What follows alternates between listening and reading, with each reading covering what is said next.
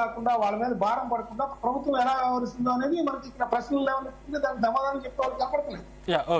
దాని గురించి ఆందోళన చెందుతున్నారు. చరణ్ కౌశిక్ గారు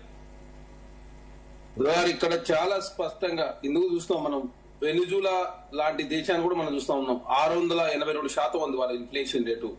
తర్వాత జింబాబ్వే కావచ్చు, సుడాన్ కావచ్చు, అర్జెంటీనా కావచ్చు, టర్కీ కావచ్చు. ఈ అదేవిధంగా ఈ ద్రవ్యోల్బణంతో ప్రధానంగా ప్రపంచంలోనే అత్యధికంగా ఇబ్బందులు ఎదుర్కొన్న దేశాలు అవి. అదే కాకుండా అమెరికా కావచ్చు, యూరోప్ కావచ్చు ఇప్పటికే తాము వడ్డీ రేట్లు పెంచడంతో ప్రధానంగా వినియోగదారుల మీద భారం పడి, అదే కాకుండా ఇదైతే హోమ్ లోన్లకు సంబంధించి కూడా ఇబ్బంది ఎదురైతే చెప్పేసి వారు మొత్తుకుంటా ఉన్నారు. ఇండియాలో ఇన్ఫ్లేషన్ రేటు 8.2% ఉన్నది ప్రస్తుతం. ఇంధనం మరియు విద్యుత్ దానిలో అయితే ఇన్ఫ్లేషన్ రేటు 24.7% ఉంది. ఆహార ద్రవ్యోల్బణం 9.1% ఉన్నది. తర్వాత తయారీ రంగంలో కూడా 4.12% కూడా ఉన్నది. ఆర్బీఐ రెపో రేట్లను పెంచుతారని చెప్తా ఉన్నారు. మరి రెపో రేట్లను పెంచితే వెహికల్ సంబంధించినటువంటి ఏదైతే లోన్లు కావచ్చు, తర్వాత హోమ్ లోన్లు కావచ్చు కానీ కూడా పెరిగే అవకాశం కాబట్టి కస్టమర్లు చాలా ఇబ్బంది అవకాశం కనపడతా ఉంది. అదే కాకుండా స్మార్ట్ పెట్టుబడుల వ్యూహంతో ముందుకు పోవాలని చెప్పేసి విశ్లేషకులు చెప్తా ఉన్నారు. ఈక్విటీ మరియు మ్యూచువల్ ఫండ్స్ లలో పెట్టుబడులు పెట్టించే ప్రయత్నం కావచ్చు, బంగారం పెట్టుబడి కాకుండా సావరిన్ గోల్డ్ బాండ్స్ తీసుకొచ్చే ప్రయత్నం చేస్తే బాగుంటుందని చెప్పేసి విశ్లేషకులు అయితే చెప్తా ఉన్నారు. ఆ దిశగా మాత్రం భారతదేశంలో అడుగులు పడతలేవు. అదే కాకుండా ఇక్కడ పెట్రోల్ డీజిల్ కాదు, ఎందుకంటే మనం చూస్తా ఉన్నాం ఉక్రెయిన్ రష్యా వార్ అనేది మన కళ్ళ ముందు కనపడుతున్నటువంటి ఒక ఎగ్జాంపుల్. దాదాపు 3 సంవత్సరాలు అవుతా ఉంది. అదే కాకుండా ఇరాన్ కావచ్చు, ఇజ్రాయెల్ కావచ్చు, ఆ మన కళ్ళ ముందు కనపడుతున్న అంత పెద్ద యుద్ధము. రష్యా అనేది చాలా పెద్ద దేశం, అయినా ఉక్రెయిన్ ఎగనుకోపోకుండా యుద్ధం జరుగుతా ఉంది. 3 సంవత్సరాలు అయిపోతా ఉంది. కానీ ఇజ్రాయెల్ ఇరాన్ సంబంధించిన అంశం విషయంలో కూడా మనం అంతవరకు ఎక్కువ రోజులు పట్టొచ్చు అని చెప్పేసి అంచనా వేయడంలో మనం కొంత లోపించింది. కాబట్టి ప్రధానంగా భారత్ ఇబ్బంది ఎదుర్కొంటా ఉంది. అదే కాకుండా ఇప్పుడు పెట్రోల్ డీజిల్ పేరులో విద్యుత్ మీద ఆధారపడచ్చు, లేకపోతే న్యాచురల్ గ్యాస్ కావచ్చు, అదే కాక జీవ ఇంధనాలు కావచ్చు, లిక్విడ్ ఫ్రైడ్ పెట్రోలియం గ్యాస్ కావచ్చు, హైడ్రోజన్ ఫ్యూయల్ సెల్స్ కూడా ఉన్నప్పటికీ ఈ 6 రకాల మార్గాలు అన్వేషించే ప్రయత్నంలో మనము వైఫల్యం చెందినం కాబట్టి ఇప్పుడు భారత్ రకరకాల సంక్షోభాలు ఎదుర్కొంటా ఉంది. సో ప్రజలపై భారం పడకుండా రాష్ట్ర ప్రభుత్వాలు కూడా వ్యాట్ తగ్గించాలని కొంతమేర ఆరోపణలు వస్తున్నాయి కదా సార్. ఇప్పుడు వ్యాట్ తగ్గాలని చెప్తా ఉన్నా, కరెక్టే. ఇప్పుడు మీరేమో రేట్లు పెంచుకునే పోండి ఇండియా, అదే మీరు మీ చేసిన విషయంలో మాత్రం కేంద్ర ప్రభుత్వం విపరీతం చేసలేదు సార్. రకరకాల మార్గాల్లో చేసలేసి రాష్ట్రాలు రావాల్సిన ఆదాయం గండికొట్టే ప్రయత్నం. ఇప్పుడు జిఎస్టీ స్లాబులు తక్కువ చేయడంతో రాష్ట్రాల మీద భారం పడ్డది. మొన్న బడ్జెట్ లో 2 లక్షల కోట్ల రూపాయలు రాష్ట్రాలకు బడ్జెట్ లో నిధులు తక్కువ చేశారు. అదే కాకుండా కేంద్ర ప్రభుత్వం స్పాన్సర్ చేసే 19 స్కీమ్లలో దాదాపు 16 స్కీమ్లకు కేంద్ర ప్రభుత్వం నిధులు తక్కువ చేసిన పరిస్థితి. రకరకాల రాష్ట్రాలకు వచ్చే మార్గాలన్నీ కూడా కేంద్రము హరించే ప్రయత్నం మన బడ్జెట్ లో జరిగింది. కేంద్ర ప్రభుత్వం 17 లక్షల కోట్ల రూపాయలు మన బడ్జెట్ లో అప్పు తీసుకొచ్చారు. 14 మంది ప్రధానులు 63 లక్షల కోట్లు అప్పు చేస్తే నరేంద్ర మోడీ గారు వచ్చిన 202 లక్షల కోట్లు అప్పు అయింది. అదే కాకుండా రైట్ ఆఫ్ 18 లక్షల కోట్ల రూపాయలు రైట్ ఆఫ్ చేసిన పరిస్థితి మనం కూడా చూసినాం.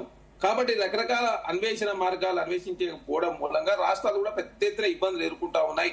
జిఎస్టీ రూపంలో రాష్ట్రాలకు నష్టం జరుగుతుంటే ఏ రాష్ట్రాలకు ఎలా నష్టం జరగదు మేము చూసుకుంటాం అని చెప్పి కేంద్రం చెప్పింది. తెలంగాణ రాష్ట్రం ఒకదాని మీద 3,000 కోట్ల రూపాయలు జిఎస్టీ స్లాబులు తక్కువ చేయడంతో ప్రధానంగా రాష్ట్రమే భారం పడ్డది. 2 లక్షల కోట్ల రూపాయలు రాష్ట్రాలు తక్కువ చేయడంతో 18 రాష్ట్ర అదే భారతదేశంలో 28 రాష్ట్రాల్లో ఒక్కో రాష్ట్రానికి దాదాపు పెద్ద ఎత్తున కూడా ఒక 6,000 కోట్ల రూపాయల వరకు కేంద్రం నిధులు కట్ చేసిన పరిస్థితి మనం చూస్తాం. కాబట్టి కేంద్రం ఏమో ఇవ్వాల్సింది ఇవ్వదు, రాష్ట్రాలు మాత్రం వ్యాట్ తక్కువ చేసుకుని చెప్పి ప్రయత్నం చేస్తే రాష్ట్రాల ఆదాయం ఇంకా తగ్గే అవకాశం కాబట్టి రాష్ట్రాలు పెద్ద ఎత్తున ఇబ్బంది పడతా ఉన్నాయి.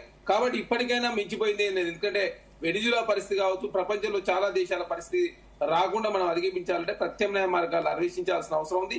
ఈవీ వెహికల్ దృష్టిగా ప్రయాణం చేయాల్సిన అవసరం ఉంది. మెట్రోను విస్తరించుకునే ప్రయత్నం కూడా చేయాల్సి ఉంటే చేయలేదు. ఎందుకంటే ఒకనాడు భారతదేశంలో హైదరాబాద్ మెట్రో 2వ స్థానంలో ఈరోజు 9వ స్థానం దిగజారిన పరిస్థితి మనం చూస్తాం. ఎందుకంటే పబ్లిక్ ట్రాన్స్పోర్ట్ మీద దృష్టి పెట్టాల్సిన అవసరం ఉంది. ఒకాంచి ఆర్టీసీ కావచ్చు, ఎంఎంటీఎస్ కావచ్చు, మెట్రో కావచ్చు, ఈ పబ్లిక్ ట్రాన్స్పోర్ట్ మీద దృష్టి పెట్టినట్లయితే ప్రధానంగా ఫ్యూయల్ కన్జంప్షన్ తగ్గే అవకాశం ఉంటుంది. కాబట్టి ఆ దిశగా మనం అడుగులు వేసే దాంట్లో మనం వైఫల్యం చెందినాం కాబట్టి భారత్ రకరకాల సంక్షోభాలు ఎదుర్కొంటా ఉంది. మరి ఇప్పటికైనా మించిపోయిందేం లేదు. అన్ని రాష్ట్రాల్లో ప్రత్యామ్నాయ మార్గాలు అన్వేషించి ప్రపంచవ్యాప్తంగా వస్తున్న మార్పులు కావచ్చు, ఇట్లాంటి పరిస్థితి వచ్చినప్పుడు ఏ విధంగా ముందుకు పోవాలనో దేశంలో చాలా మంది నిపుణులు కూడా ఉన్నారు కాబట్టి ఇంకా ఏ దేశంతో ఏ దేశం యుద్ధం అవుతుందో ఏమైతుందో తెలియని పరిస్థితి. గల్ఫ్ పరిస్థితి ఏ విధంగా ఉండని పరిస్థితి కూడా చూసినాం. ఒకనాడు బాంబులు వేసుకున్న పరిస్థితి చూస్తే ఈ రోజు ఏకంగా యుద్ధం ద్వారా ఎన్ని రకాలుగా నష్టాలు జరుగుతున్నాయో మనం చూసినాం. కాబట్టి భారతదేశము రకరకాల సమస్యల నుంచి అధిగమించాలంటే ఖచ్చితంగా ప్రత్యామ్నాయ అన్వేషిస్తూనే ఖచ్చితంగా నిపుణులు సలహా సూచనలు ముందుకు పోవాల్సిన అవసరం ఉంది. ఇప్పటికైనా ఈ చర్యలు తీసుకోకపోయినట్లయితే నివారణ చర్యలు భవిష్యత్తులో భారత్ రకరకాల ఇబ్బందులు ఎదుర్కొని శ్రీలంక లాంటి పరిస్థితి కూడా వచ్చే అవకాశం ఉంది. కాబట్టి ఆ పరిస్థితి రావద్దంటే ప్రత్యామ్నాయ మార్గాలు అన్వేషించే ప్రయత్నంలో ప్రభుత్వం ముందుకు పోవాల్సిన అవసరం ఉందని చెప్పేసి కాంగ్రెస్ పార్టీ చెప్పింది. విశ్లేషకులు చెప్తా ఉన్నా కూడా ఇప్పటివరకు సందీప్ గారు ఇప్పుడు మస్తాన్ రావు గారు మాట్లాడుతున్నారు, సామాన్యుడు అని మాట్లాడుతున్నాడు. సామాన్యుడు పాత్ర ఏంది, సామాన్యుడికి వచ్చే ఆదాయం ఏంది, సామాన్యుడు కడుతున్న పన్ను ఏంది, మధ్యతరగతి ప్రజలు కడుతున్న పన్ను ఏంది, అవి ఎక్కడ పోతున్నాయి అనేటువంటి చర్చకు ఏదో సామాన్యుడని ప్రతి వాళ్ళు మాట్లాడినట్టు మాట్లాడడం కాదు. ఎన్ని ఉచితాలు ఉన్నాయి. నేనున్నానండి, నాకు 12 లక్షల ఆదాయం సంవత్సరానికి, 1,20,000 రూపాయలు ఇన్కమ్ ట్యాక్స్ కడతా. ఈ ప్రభుత్వం నుంచి నాకు వచ్చింది ఏమీ లేదు, ఒక్క కన్సెషన్ కూడా లేదు. ఫలానా దగ్గర నాకేమన్నా అందరికంటే అనేటిది నా 1,20,000 ట్యాక్స్ నేను కొంటున్నటువంటి వస్తువుల మీద పెట్టినటువంటి జిఎస్టీలు, వివిధ పన్నులు, వ్యాట్లు ఇవన్నీ కలిపితే ప్రభుత్వానికి ఆదాయం వస్తుంది.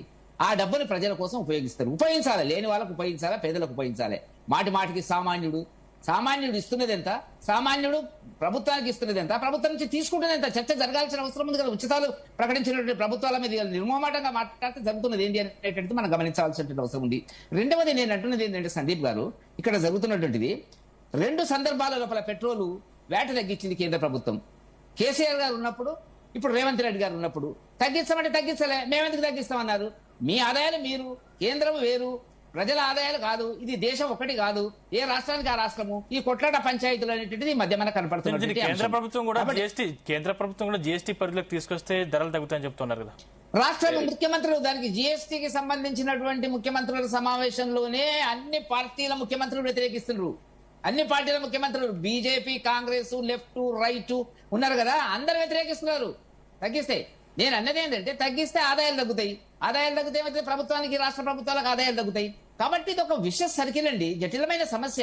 ఇవాళ ఒక్క 12 సంవత్సరాల తర్వాత 4 రూపాయలు పెట్రోల్ పెంచితే గగ్గోలు పెడుతున్న పరిస్థితి వెనుజులతో సమానమైతుంది ఈ దేశం. ఏమైందండి, ప్రపంచంలో అత్యధిక జనాభా కలిగిన 147, 150 కోట్ల జనాభా కలిగినటువంటి భారతదేశాన్ని పరిపాలించడం అనేటువంటిది మోదీ గారికే చేతనైంది. అది ఇవాళ సమస్య అది కాదు. మనం కొంత త్యాగం చేయమంటున్నాము. త్యాగం అంటే ఏమిటి?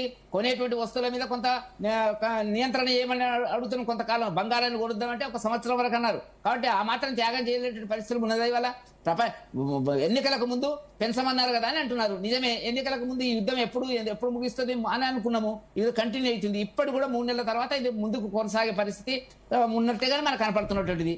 కాబట్టి ఇవన్నీ జరిగినటువంటి పరిస్థితి లోపల మన్మోహన్ సింగ్ గారు పదవి బాధ్యతలను నుంచి విముక్తి పొందినప్పుడు ప్రపంచంలో 11వ ఆర్థిక స్థానంలో ఉన్న భారతదేశం వల్ల 4వ స్థానానికి వచ్చింది. మళ్ళీ 5 ఈ మధ్యన ఊగిసలాట పరిస్థితి, ఇవన్నీ అంతర్జాతీయ సమస్యలతోని అభివృద్ధి కాదంటే జరిగింది. దేశంలో ప్రభుత్వం తీసుకున్నటువంటి అనేక చర్యల వల్ల రూపాయి విలువ పడిపోతుంది కదా వెంకటరెడ్డి గారు. రూపాయి విలువ పడిపోవడానికి మన దేశమే కాదు, అనేక సమస్యలు ఉంటాయి, అంతర్జాతీయ సమస్యలు ఉంటాయి, ఎగుమతులు ఉంటాయి, దిగుమతులు ఉంటాయి. వీటి మధ్య ఈక్విలిబ్రియం, బ్యాలెన్స్ ఆఫ్ పేమెంట్స్, ఇవన్నీ నెగటివ్ పాజిటివ్ పాయింట్స్ ఉంటాయండి. అంత మాత్రం చేత తగ్గిపోయింది అనేటువంటి పద్ధతి లోపల కాదు కదా, తగ్గుతుంది.